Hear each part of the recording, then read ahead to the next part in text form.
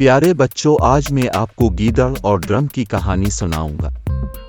ایک دفعہ کا ذکر ہے کہ ایک جنگل میں ایک گیدڑ رہتا تھا۔ ایک دن کسی کھانے کی چیز کی تلاش میں اس نے ایک درخت کے نیچے ایک بڑا ڈرم دیکھا۔ ہوا کی وجہ سے درخت کی ایک شاخ جو ڈرم سے ٹکرائی اور ڈرم کی تھاپ کی آواز آئی۔ یہ سن کر گیدڑ نے 2 بار ڈرم پیٹا۔ ڈرم نے دونوں بار ایک ہی قسم کی آواز نکالی۔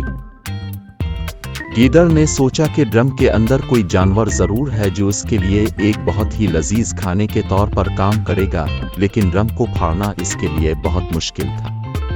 وہ کافی دیر تک ڈرم کو مارتا اور کھرچتا رہا۔ قریب ہی ایک چیتا گھوم رہا تھا۔ اس نے ڈرم کی تھاپ سنی اور آواز کی طرف بڑھا۔ گیدڑ نے چیتے کو دیکھا اور اسے اس جانور کے بارے میں بتایا جو ڈرم کے اندر چھپا ہوا تھا۔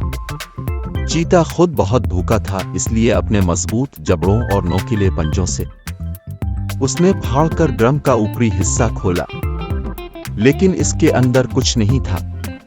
چیتے کو اس وقت بہت غصہ آیا کہ گیدڑ نے اسے بے وقوف بنایا جب وہ بہت بھوکا تھا۔ پھر اس نے گیدڑ پر چھلانگ لگا دی اور اسے کھا گیا۔ کہانی کا سبق یہ ہے کہ بہت زیادہ لالچ اچھی نہیں ہوتی۔